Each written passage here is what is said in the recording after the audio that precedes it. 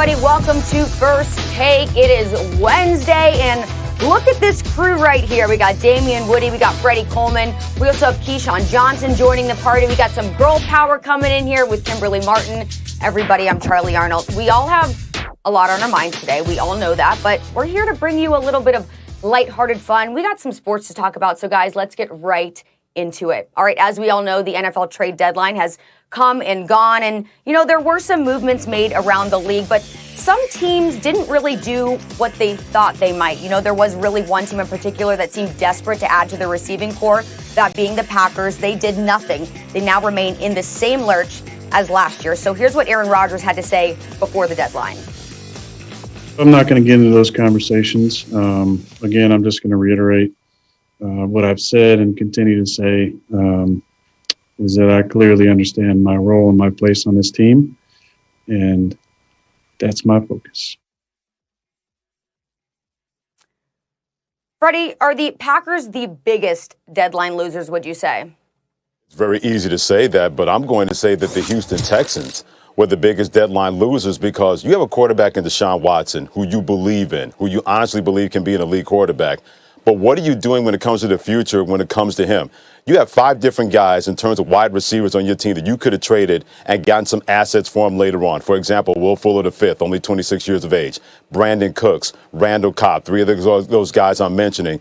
And you don't have a first, a second-round pick in the draft next year because of the Laramie Tunsil trade that you were able to move on from him. So if you're going to be the Houston Texans with no coach and no GM, what makes that an attractive landing spot for anybody that you would think about hiring as a coach and a GM, and you're wasting the best years of Deshaun Watson's life? So if you're going to have that kind of approach with you to Houston Texans, you get what you deserve. You had a chance to at least try to jumpstart that next year with the draft and maybe free agency to make it a little bit more of an attractive team for anybody who wants to take on those 2 jobs and help your quarterback. But you didn't do that at the trading deadline. You had assets that you could have moved on from and could have helped it better next year, but you didn't do that. So if you're the Houston Texans, once again, another complete fail. You deserve what you deserve to be at 1-6, and your future's a lot more uncertain because you didn't do anything of certainty at the trading deadline to help your future, especially when it comes to your quarterback.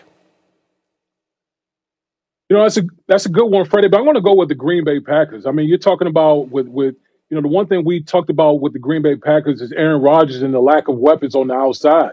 When you just look at the Green Bay Packers in its totality, they've gone from Brett Favre to Aaron Rodgers, and they only have Aaron Rodgers only have 1 championship. Most people would think that that's just underperforming by the organization, and a lot of people will say, well, why don't we get Aaron Rodgers more weapons? Okay, Devontae Adams is one of the best wide receivers in the National Football League, but when you look at the weapons behind him, the next guy is Alan Lazard. He's missed the past 4 games. A lot of these young guys, the Green Bay Packers are still waiting on, to really complement Devontae Adams. So when you look at the Green Bay Packers, they had an opportunity yesterday to go out and get another big play wide receiver, maybe a guy like Will Fuller who could have complemented Devontae Adams and really added something to that Green Bay Packers offense. We know they like to run the ball, but Aaron Rodgers on the back 9 of his career, what better way to help your first ballot Hall of Fame quarterback than adding another piece on the outside to really help that offense even more?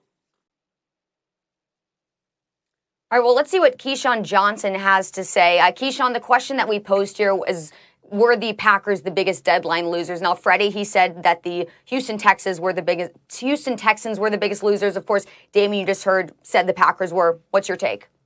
I don't think that Green Bay is, and I understand what everybody is kind of not necessarily up in arms, but I understand where people are coming from in terms of wasting Aaron Rodgers' time in Green Bay. But here's what I would say. Aaron Rodgers has plenty of time left. He can play well into his 40s if he can stay healthy and still be productive as he has ever been. When you look at the Houston Texans, for instance, and Will Fuller's situation, because that's the name that's been out there with everyone looking to trade him, the deadline's passed, the deal didn't get done. But Will Fuller's on an expiring contract. This isn't the NBA. If you're going to take a guy like that and put him in Green Bay, you got to take into consideration Devontae Adams is sitting there with 1 year left on his contract as well. How much money does Devontae Adams deserve, and how much money does Devontae Adams want? If you bring in Will Fuller and you pay him, guess what? You now got to make me, as Devontae Adams, one of the top paid wide receivers in the National Football League. So do you want to tie up a potential $35 million or so into 2 wide receivers? Or are you saying that I'm going to give up a second round pick, for instance, hypothetically speaking? I don't know the number. I mean, I don't know the pick that the Houston Texans were looking for him, but let's just assume it was a 2. Are you willing to give up a second round pick, a pick that you used in the past to get Jordy Nelson and Devontae Adams, to now have a guy for, let's say, 6-7 weeks, giving his history of injuries, and even the fact that you may not even make it as far as you think because you added a wide receiver and you gave up a pick, and now you're going up against a Tampa Bay team or a New Orleans Saint team or Seattle team, and you get bounced in the divisional round? Key, I think the biggest curse for Aaron Rodgers is the fact that anybody you put next to him, and you know this as well as anybody, he makes that team better. He makes those receivers better. Those receivers are able to raise their game better. That's the problem that Green Bay ran into, because they're thinking, as long as we got Aaron Rodgers, we got a chance. We could put anybody out there on bloody stumps, and we got Aaron Rodgers, and we got a chance. And that's the problem with the Green Bay Packers, where they said, well, we as an organization felt that we were not going to be on the same page getting that wide receiver. But don't you think Aaron Rodgers, even at this point of his career, where he's a little older but still an elite quarterback, don't you think he is worth to try to find somebody else, if you couldn't make a deal with the Houston Texans, to see who else is out there? They always believe that he is the perfect sanitizer for whatever goes on with their football team, and that's been a problem for Green Bay. You have this great quarterback. I can't even imagine how much better he could have been had you been able to swing another trade to get somebody else to help him with Devontae Adams and make Green Bay more of a contender in the NFC. So when we say somebody else, right, we look at who could the somebodies be? Maybe Brandon Cooks. I mean, you don't have to give up a second rounder for him or a third rounder, but Brandon Cooks would have been a perfect Robin to the Batman that you have when it comes to Devontae Adams. There's no question. Are you willing, though, to pay Brandon Cooks the money that's on his books and his contract, knowing that you have Devontae Adams that you have to now address? Are you willing to tie up $40 million, $35 million in one position in 2 guys? That's what you have to look to. It's not do they need a receiver? Everybody needs a receiver. I mean, let's face it, everybody needs us. But when you look at it, is it something that you're willing to do? And if you're willing to say, okay, I'm going to pay Brandon Cooks the money that's owed to him on the books, but I'm also going to address Devontae Adams and pay him what he so deserves, then yeah, you go out there and you trade for him. But you have to trade for a difference maker. Just getting a body to be getting a body, I mean, you can find that guy on the streets. If you're going to trade for somebody, like if you told me, you said, hey, Atlanta's willing to move Julio Jones, and they want to get a 2 and a 3 in next year's 2. Would you be willing to do that? Absolutely. Yeah, absolutely. I'll be willing to do that with his contract. I'll be willing to do that because then I can address Adams' contract as well. But I'm not going to put myself as an organization in a position where now I got to deal with somebody lesser than Devontae Adams making more money than Devontae Adams, and I've given up a high pick for him. So now as an organization, they got me backed against the wall.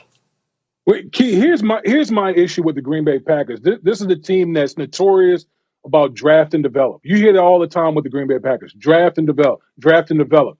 Okay, here we are with Aaron Rodgers, one of the greatest, maybe the greatest quarterback of our generation, and all you have is one chip to show for the greatness that we've seen from Aaron Rodgers over the year. To me, that's unacceptable as an organization. And so that's why I don't have a problem trying to flip one of them assets, a draft pick, to bring in another guy. Because when I look at the NFC, who's the dominant team out there? I mean, we a lot of people think, the Tampa Bay Buccaneers might be the most well-rounded team, particularly because of their defense. But you look at the Seattle Seahawks. Russell Wilson is probably the MVP of the league, but the defense stinks. This is a Green Bay Packers team that was in the NFC Championship game last year. Okay, so they're not far away from being in that position again. So that's why I'm sitting here thinking, with Aaron